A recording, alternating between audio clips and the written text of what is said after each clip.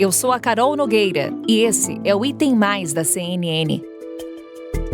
Comércio fechado, aulas suspensas, vacinação interrompida. A população do Amazonas está em pânico desde o fim de semana. Criminosos atacaram prédios públicos e incendiaram diversos veículos. De acordo com o governo do estado, essa onda de violência foi ordenada a partir de um presídio, onde, em tese, o preso deve estar incomunicável, mas de dentro de um presídio, o detento determinou que fosse tocado o terror no Amazonas como uma espécie de vingança após a morte de um traficante. Manaus viveu na última semana dias de terror. E desta vez, eu não estou falando apenas da crise sanitária. Agora a crise também é de segurança pública. A polícia e o governo do Amazonas dizem que a onda de violência que varreu a capital amazonense e algumas cidades do interior por quase 4 dias começou depois que o chefe do tráfico, Eric Batista Costa, foi morto numa operação policial. Ônibus foram incendiados. Prédios públicos depredados, delegacias atacadas e uma série de tiroteios foram registrados pelo Estado. O ministro da Justiça, Anderson Torres, autorizou o envio da Força Nacional a Manaus. A capital amazonense e outras cidades ali da região registraram diversos ataques criminosos. A Carol Queiroz, repórter aqui da CNN, viu de perto e viveu esses dias de apreensão em Manaus, que culminaram no envio de tropas da Força Nacional para conter a violência. E é com ela, Carol, que eu falo agora, nessa primeira parte do episódio. Ela nos ajuda a entender como foi essa semana na capital amazonense. Carol, minha xará, minha vizinha, já que eu sou de Belém do Pará, bem-vinda aqui ao Item Mais. Muito obrigada, Carol. Bem, Carol, a gente te acompanhou bastante aqui durante a nossa programação, trazendo os relatos ao vivo da situação em Manaus, no Amazonas como um todo, já que os ataques também foram registrados em cidades do interior. E a gente trouxe aqui logo no início do Item Mais a informação de que Manaus precisou parar entre sábado e segunda-feira. O que a gente quer dizer com isso, Carol? Qual foi a dimensão dessa paralisação? Quais serviços ficaram comprometidos? Carol, você sabe que a gente teve por aqui uma sensação muito grande de um lockdown, mas dessa vez causado pelo medo, pelo temor das pessoas e não pela pandemia. A cidade toda parou e o ponto principal de partida para isso foi a paralisação do transporte coletivo. A gente lembra aqui que durante esses ataques, pelo menos 14 ônibus do transporte coletivo foram incendiados. Então, imediatamente as empresas e os próprios funcionários entraram em pânico. Então, todos os ônibus foram recolhidos. E no momento que a frota é toda retirada completamente, 100% das ruas, as pessoas não puderam ir para o trabalho, não puderam sair do trabalho para voltar para casa, e assim as coisas começaram a ter vários reflexos. Então, a partir disso, nós tivemos a suspensão de aulas, tanto na rede pública, estadual, municipal, na rede privada, as crianças e jovens precisaram ficar em casa. Muitos estabelecimentos, tanto para resguardar a segurança do seu funcionário, mas também por conta do transporte,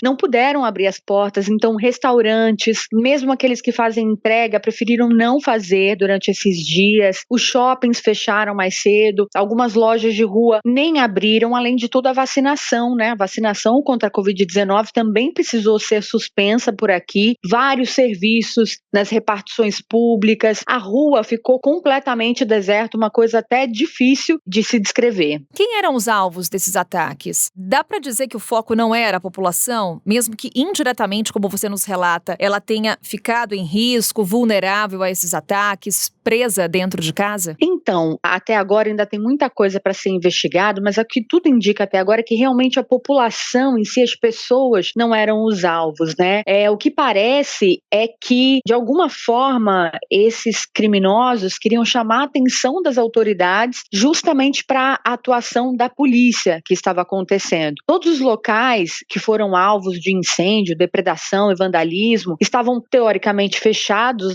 Os ataques começaram no domingo, então agências bancárias estavam fechadas, os ônibus estavam parados no seu ponto final, com a exceção de uma ambulância que a gente pode dizer que foi ali teoricamente sequestrada e que foi incendiada. Mesmo assim, os bandidos pararam a ambulância, tiraram as pessoas de dentro e aí atearam fogo. Então a impressão que dá até agora é essa, que eles queriam chamar a atenção das autoridades, mas tem muita coisa para ser investigada ainda. A intenção era disseminar um medo, de certa forma, Carol. Exatamente. A sensação que a gente tem é que eles queriam deixar a população com muito medo e mostrar quem tem poder, sabe? Porque foi imediato, assim, as coisas foram acontecendo, as pessoas começaram a ficar com muito medo. Isso que a gente percebia conversando com a família, conversando com os amigos e até para nós, Carol, jornalistas, que estávamos na rua, uns ajudando os outros, assim, olha, eu vou filmar e você me observa, vê se não tem ninguém vindo. Ou a gente saía para gravar e já voltava para um local seguro para poder fazer entradas ao vivo, enfim.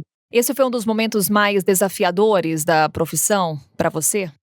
Eu acho que certamente, assim, está entre os momentos mais desafiadores. É muito difícil, né, trabalhar com o medo, trabalhar com essa insegurança de você sair na rua, não saber exatamente ali o que pode acontecer, se o local que você está vai ser um alvo ou não. Eu estive em alguns locais depois dos ataques, então fui a 2 agências bancárias, estive em alguns locais onde os ônibus foram incendiados, conversei com as pessoas, assim, e ver o relato do medo acaba transferindo isso pra gente também e até na nossa forma de contar essas histórias, né? Pois é, Carol, e também no trabalho em si, o destaque para o trabalho de investigação com relação a esse caso. Governo e polícia dizem que os ataques começaram depois de uma operação policial que culminou na morte do Eric Batista Costa, o traficante que seria do Comando Vermelho, que era conhecido como Dadinho. O que se sabe até agora? As investigações avançaram? De fato, há essa ligação comprovada? Então, o que a gente sabe ainda é muito pouco sobre essa questão, né? Está sendo montada uma força-tarefa pela Polícia Civil, justamente para aprofundar essas investigações sobre os ataques, fazer as ligações, né,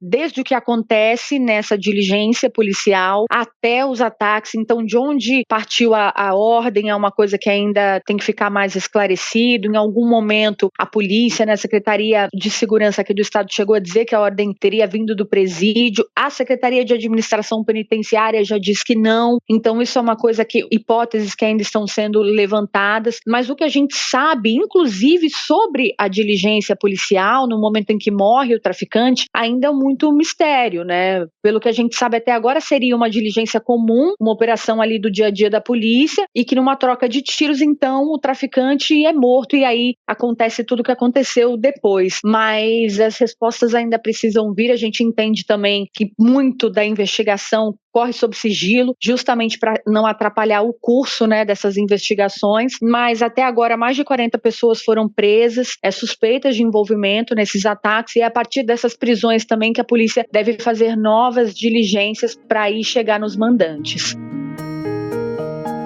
Queria saber também posição com relação ao governo do estado, à prefeitura de Manaus e das outras cidades que registraram ataques. O que foi feito para controlar a situação? Quais medidas estão sendo tomadas? E mais, Carol, chegada da Força Nacional de Segurança, a chegada dessas tropas mudou alguma coisa por aí? Então, né, a chegada deles, de qualquer forma, traz um acalento, um alívio para a população, é mais um reforço na rua, e isso traz para a gente, né, e eu digo para a gente porque também faço parte, uma sensação de segurança um pouco maior para que a rotina comece aos poucos a voltar ao normal. Muitos serviços já foram retomados, mas a população ainda tem medo, né? E aí, justamente para tentar conter toda essa onda, evitar que novos ataques aconteçam e garantir a segurança da população, a Secretaria de Segurança Pública aqui do Estado colocou todo o efetivo na rua, são mais de 12 mil agentes da polícia trabalhando, também conta com apoio, né? O Estado conta com o apoio da Polícia Rodoviária Federal, que já está com equipes destacadas no interior do Estado, principalmente nas cidades de Carauari, Careiro da Várzea, onde outros ataques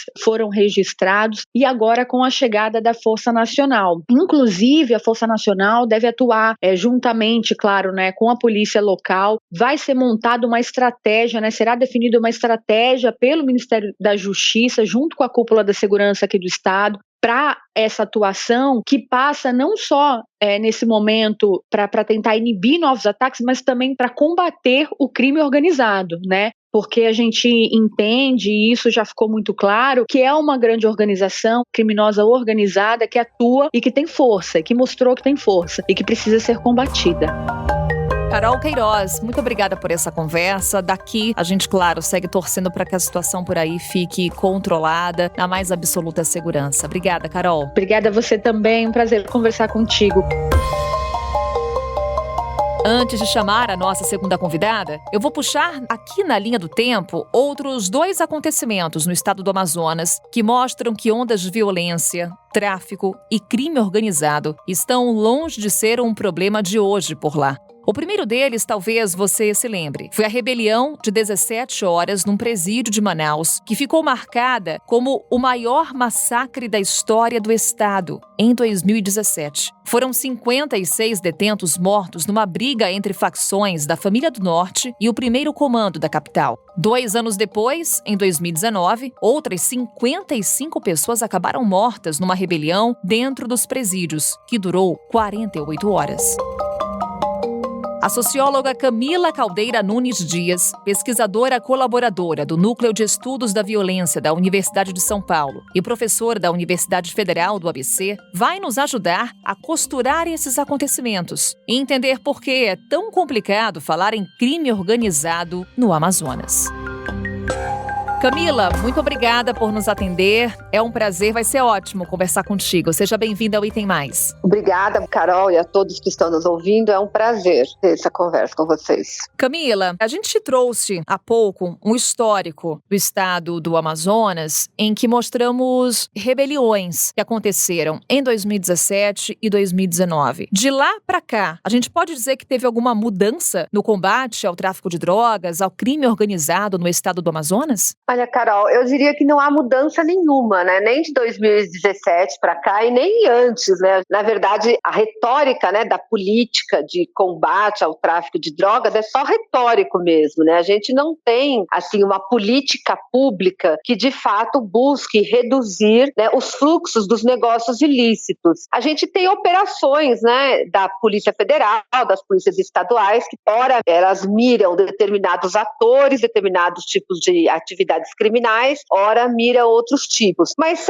isso não é uma política pública, são ações policiais. Eu falo de atividades criminais, assim, de maneira mais ampla, porque se a gente pensar no tráfico de drogas, a gente tem que lembrar das armas, que estão sempre associadas às drogas, por conta da sua ilegalidade. E o tráfico de armas, ele é muito mais nocivo e leva, né, e tem consequências muito mais perversas nas nossas dinâmicas internas do que a droga em si mesma, né? Então, é preciso lembrar sempre isso. O tráfico de drogas, talvez ele não seja o problema maior, e sim as armas, né? E como essas coisas estão, em geral, elas estão articuladas na dinâmica violenta, embora haja muito comércio de drogas não violento, né? Mas não é o caso do Amazonas. No caso, o Amazonas se torna uma porta de entrada e saída do tráfico como um todo. Ele é uma rota ali importante nessa dinâmica e por isso fica ainda mais complicado esse combate? A região do Amazonas, ela tem uma localização, né, estratégica, especialmente para o comércio de cocaína, né, que se dirige aos Estados Unidos e à Europa. Há diversas rotas, né, que passam pelo Brasil. Há muitas rotas. Então, a rota, né, que é chamada Rota dos Solimões, enfim, e outras rotas, né, que passam pela região do Amazonas, é uma das rotas mais importantes, né, sobretudo para esse comércio que se dirige ao norte global. Aos Estados Unidos, passa um pouco menos pelo Brasil, porque geralmente vai direto via Colômbia, América Central e tal. As rotas que passam pelo Brasil, em geral, são essas rotas que seguem direto para a Europa. Mas, por conta disso, né, são valores aí vultosos envolvidos nesse comércio ilícito, especialmente de cocaína, que a região do Amazonas ela é uma região bastante conflituosa, né? E também para não esquecer que além da cocaína e esses crimes em geral eles estão interligados, os grupos que atuam num crime atuam nos outros, e isso não pode ser esquecido. Há na região também conflitos envolvendo outros tipos de crimes, né? Como garimpo ilegal, o contrabando de madeira ilegal e tantas outras redes criminais que atuam de maneira muitas vezes conectada, utilizando as mesmas rotas, as mesmas formas de transporte e principalmente utilizando os mesmos grupos de proteção que são grupos armados. Camila, no seu livro A Guerra, a Ascensão do PCC e o Mundo do Crime Organizado no Brasil, você explica como o primeiro comando da capital se capilarizou pelo Brasil. Hoje, como é que esse xadrez das facções ele pode ser explicado pelo que a gente vê em Manaus? De quando o livro foi escrito para cá, eu entendo que não alterou em nada, assim, de forma significativa. Em relação especificamente à região do Amazonas, o que mudou? Teve uma mudança importante, que é uma fragmentação do grupo Família do Norte, que é um grupo que ainda existe, ele se origina ali, né, em Manaus, e tem uma força muito grande nessa região da Rota dos Solimões, na fronteira do Brasil com Colômbia, e ele era um dos principais inimigos do PCC na região. A Família do Norte, ela durante muitos anos evitou que o PCC entrasse na região do Amazonas. Esse grupo se fragilizou, né, por decorrência de vários conflitos internos. Nos últimos anos ele se fragmentou, parte dele se tornou Comando Vermelho, Amazonas, né? O Comando Vermelho é um grupo que, embora seja originado no Rio de Janeiro, ele tem autonomia nos estados, né? Então, por isso, quando falo Comando Vermelho Amazonas, digamos, é uma unidade assim, autônoma do Comando Vermelho e que acabou absorvendo uma boa parte dos, então, membros da Família do Norte. Então, o que a gente pode apontar como uma mudança foi essa fragilização da Família do Norte e um fortalecimento do Comando Vermelho no Amazonas, né? O PCC também se beneficia dessa fragilidade da Família do Norte, porque, obviamente, né, quando os seus inimigos se dividem, aquele que está ali unido e permanece coeso acaba se fortalecendo. Mas, até o momento, né, não há muitas informações muito claras o quanto o PCC avançou no estado do Amazonas, embora se conheça um avanço do PCC em outros estados da região norte, que é um avanço muito importante, né? Então, Rondônia, Roraima, Acre, são estados onde o PCC assume cada vez mais uma força maior. E é claro que isso pode vir a afetar o Amazonas, né, no médio prazo. Então, Camila, pelo que você nos fala, em termos de facções, a gente pode citar a Família do Norte, o Comando Vermelho Amazonas, mas o PCC em si a gente não pode dizer que está atuando no estado. Não, o PCC atua no estado, sim, mas eu entendo que o PCC não tem uma organização. Não tem uma atuação tão forte no estado do Amazonas. Comando Vermelho tem uma atuação maior, né? Tem mais presença, sobretudo nas ruas, né? Porque nas prisões tem integrantes do PCC, de todas das facções presos, né? E certamente só não acontecem mais banhos de sangue, como aconteceu em 2017, porque houve uma separação desses presos agora, que certamente estão em presídios separados, o que naquela época, como a ruptura entre eles havia acontecido ali, né, naquele momento, então aquele banho de sangue ocorreu porque eles ocupavam os mesmos espaços, os mesmos pavilhões, né? Hoje você já tem uma reorganização desses espaços nas prisões em que se dividem os grupos, né, que são reconhecidamente inimigos uns dos outros. Então o que eu quero dizer é que, claro, o PCC está presente no estado do Amazonas, assim como está presente em todos os estados do Brasil, né, o PCC. Mas no Amazonas há um predomínio, né, há uma força maior do Comando Vermelho, favorecido por essa fragmentação que ocorreu na Família do Norte.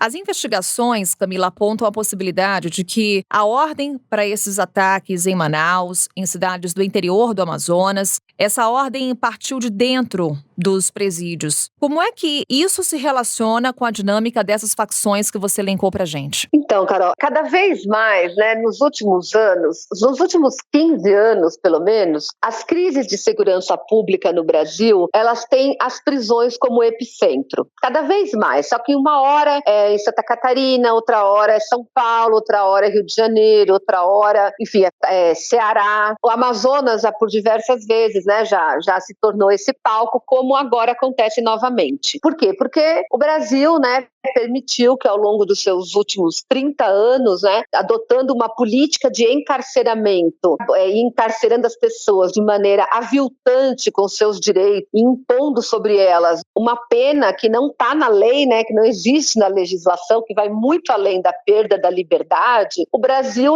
o Estado, na verdade, constituiu essas facções dentro das prisões, né? Claro que aí vai ter características de cada uma história, obviamente, uma história singular de cada uma delas. Então, ao longo desses últimos anos, isso foi crescendo. E a ponto de que, pelo menos nos últimos 15 anos, então esses grupos passaram também não a atuar apenas dentro das prisões, mas a atuar fora das prisões, especialmente no tráfico de drogas, mas também em outros crimes. Então, de dentro das prisões, com as redes constituídas com quem estão fora, passam muitas vezes a controlar de dentro das prisões esses negócios ilícitos. E aí, quando algumas coisas acontecem, alguns desequilíbrios acontecem, seja nas relações com os outros grupos, ou seja na relação com o Estado, com as polícias, muitas vezes é de dentro das prisões, onde geralmente estão os centros decisórios desses grupos, que surgem as ordens para ataques, né? Então, porque geralmente os centros decisórios desses grupos se localizam dentro das prisões. Então, é de dentro das prisões que, em geral, as ordens, como aqui está acontecendo agora em Manaus, elas vêm de lá de dentro. Um aspecto que eu acho que é importante para a gente avaliar melhor, sabe, sem a retórica do Estado que está acontecendo, é que essa situação na Amazonas, ela não mudou, ela vem sendo assim, né, com essas redes se constituindo nos últimos anos. Aí a gente tem que se colocar uma pergunta: por que os ataques em determinado momento específico? Porque se o Comando Vermelho, enfim, os grupos não estavam atacando antes, por que atacam agora? Então, nessas relações que envolvem os grupos criminais e o Estado, às vezes alguma coisa desequilibra. E, portanto, há sempre um fator. Além dessas respostas, Camila, qual que é o papel do poder público nesse momento para evitar que casos como esse se repitam? Temos o envio da Força Nacional de Segurança, por exemplo. Qual que é o efeito efetivo dessa ferramenta? Eu acho que em relação à Força Nacional, como sempre acontece também nesses casos, é apenas paliativo, né? É uma medida de emergência paliativa. A Força Nacional não é política de segurança pública, certo? Então eles vão lá, ocupam determinados territórios. E claro que a presença, né, militarizada, ostensiva da Força Nacional, ela vai inibir ali a prática de crimes naquele território, nesse momento específico. Mas, como sempre acontece no Brasil, é apagar o incêndio, né? Não está alterando as condições gerais que daqui um mês, um ano, 2 anos vai, digamos, né, ter a possibilidade de que isso se repita novamente. Então, a Força Nacional é uma medida paliativa para estancar, né, essa emergência que o Estado vivencia nesse momento, mas de forma alguma isso é qualquer coisa que indique, né, que é uma resolução do problema. Camila Caldeira Nunes Dias, muito obrigada, Camila, por essa conversa. Obrigada, o prazer foi meu e parabéns a vocês aí pela matéria. Muito obrigada, até uma próxima. Até. O Item Mais de hoje, especial, com essa cobertura sobre a situação no Amazonas, fica por aqui. A gente se vê na próxima. Até!